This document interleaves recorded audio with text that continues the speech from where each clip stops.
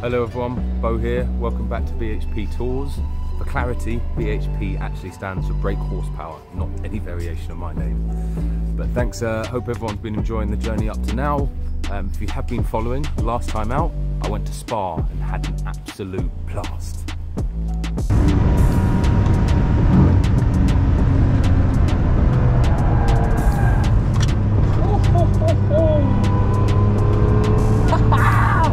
So, Scotland is the destination, home of the North Coast 500, a 516-mile scenic route around the most northern part of the British Isles. Well, other than the Orkney and Shetland Islands anyway. It is a long old drive from London, and the worst part about it is the tedious motorway driving, even if you are in convoy. I wanted to do something a bit different before I start my variation of this famous route. So now the football season's back, rather than the "Welcome to Scotland" intro, you're getting a bit of footage that I drew up, which involves me stopping off at a few football stadiums on the way. Okay, there's quite a few football grounds between London and Scotland, so I'm going to focus around the northwest of England on the coast closest to the Irish Sea. That's enough planning. Let's make our way up the M40 towards the north of England. So when you think of football in the northwest of England, there's only one place to start: Anfield, home of Liverpool. This is one of the most historical grounds in all of world football. Founded in 1892, Liverpool were the second most successful club in England, winning 19 league titles and a record in 6 Champions Leagues. That includes their incredible comeback in 2005 to beat AC Milan in Istanbul. You might spot something blue in the background across Stanley Park. That's the home of the Toffees, Everton Football Club.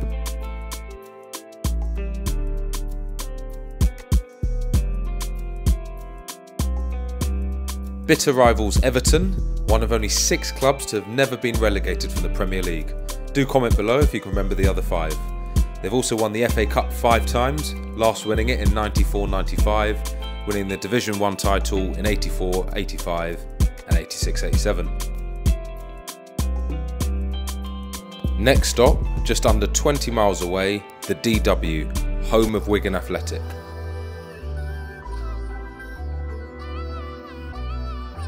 The Lactics were first promoted to the Premier League in 2005 after years of non- and lower league football. Their biggest success was lifting the FA Cup in 2013 against all odds by beating Manchester City 1-0 in the final. Funnily enough, they got relegated the same season and haven't been back in the Premier League since. The manager responsible for this success or failure was Roberto Martinez. He's now the manager of the Portuguese national team. 20 miles north of Wigan lies Preston North End. They've played their games at Deepdale since their formation in the late 1800s and won the first 2 Division 1 titles, winning the 1888-89 FA Cup double. They were also the first side in football to go unbeaten in a season, the original Invincibles.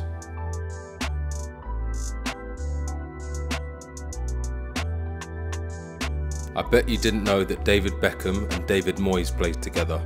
Well, they did in '95. When Beckham had a short loan spell from United, making 5 appearances, scoring twice. Moyes' stay was a bit longer, 5 years as a player, then 4 years as a manager before his move to Everton. Further towards the coast hosts the West Lancashire Derby and Preston's biggest rivals, Blackpool. The Seasiders are also known as the Tangerines due to the coloration of their home kit. You can even see Blackpool Tower and Pleasure Beach in the background. They play at Bloomfield Road, which has a capacity of over 16,000 and have done so since 1901. Their rivalry with Preston is pretty fierce, but barring Blackpool's sole Premier League campaign in 2010, Preston have historically had the greater history.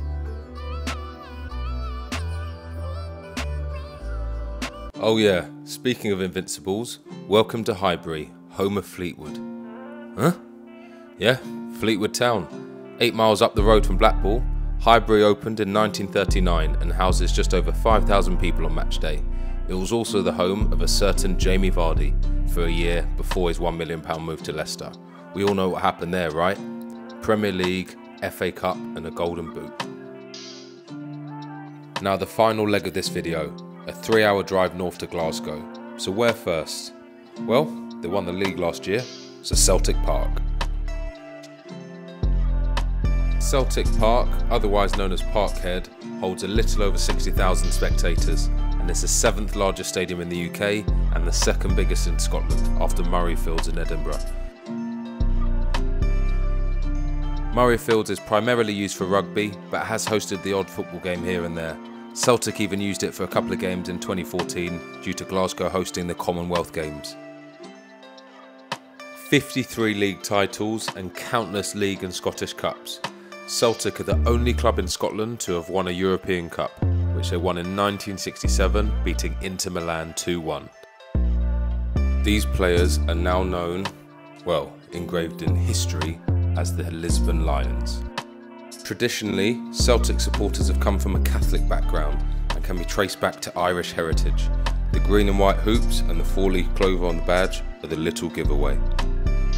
I was aware when filming this that my Lotus and Fresh Ego Kid tracksuit are green. I'm not a Celtic fan, I promise. Just over 5 miles away, across the city, lies Glasgow Rangers and those famous Ibrox gates. The Gers currently hold the record of 55 Scottish League titles and the other half of the Old Firm. I did find it very interesting that the Old Firm is actually trademarked by both clubs. The rivalry has been so tense over the years due to a few reasons. Even local businesses would try to sponsor both clubs rather than losing half of their customer base who supported the other side. I get that though. Even when I was growing up, I didn't use Vodafone when Man United was sponsored by them. O2 all the way. Tennants, Carling and NTL did a joint sponsorship and had their branding on the front of both shirts. I do love a bit of nostalgia. Speaking of nostalgia, I bet you can't guess the last manager or starting centre-back to win the Scottish League outside of Celtic and Rangers. Alex Ferguson and Alex McLeish.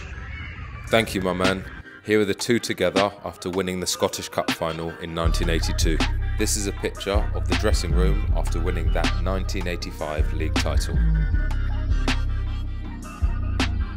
This clip seemed like a fitting end to my tour. Onwards north we go, towards the Scottish Highlands. As ever, thanks again for watching. Next episode, I continue north from Glasgow to Inverness to start my shorter version of the North Coast 500, ending at the famous mountain pass you see here. If this video brought you to my channel for the first time, here's my trip to Spa and the final chapter of my Spanish road trip. See you very soon.